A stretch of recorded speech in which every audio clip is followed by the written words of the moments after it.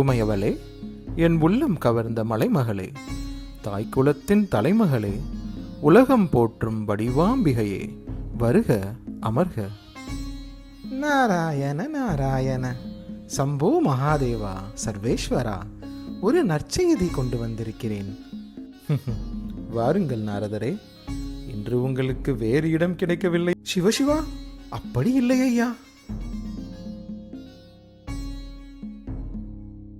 பரமேஸ்வரா, எவருக்கும் கிடைக்காத அரிய வகை மாம்பழம் ஒன்று என்னிடம் உள்ளது.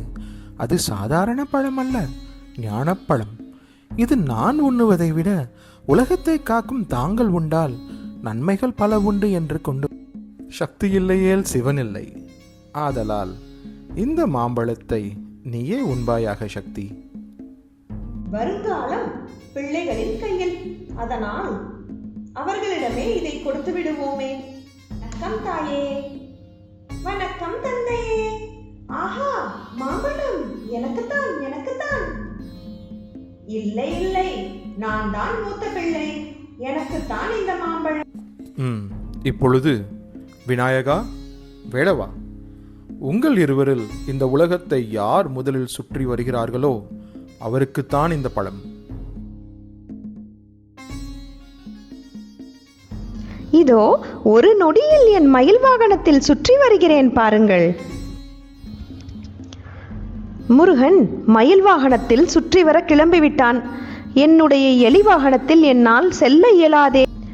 அம்மையப்பனை சுற்றினால் உலகத்தையே சுற்றியதாகத்தானே அர்த்தம். ஆமாம், அதில் என்ன ஐயம்? நன்றாக சொன்னீர்கள். என் அம்மையப்பனை சுற்றி வந்து மாம்பழத்தை நானே பெற்றுக்கொள்கிறேன்.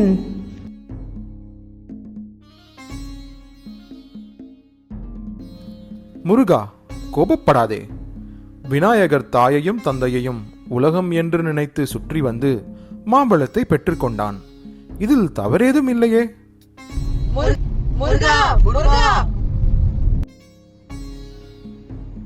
இப்படியாக விநாயகரின் திருவிளையாடல் இனிதே முடிந்தது.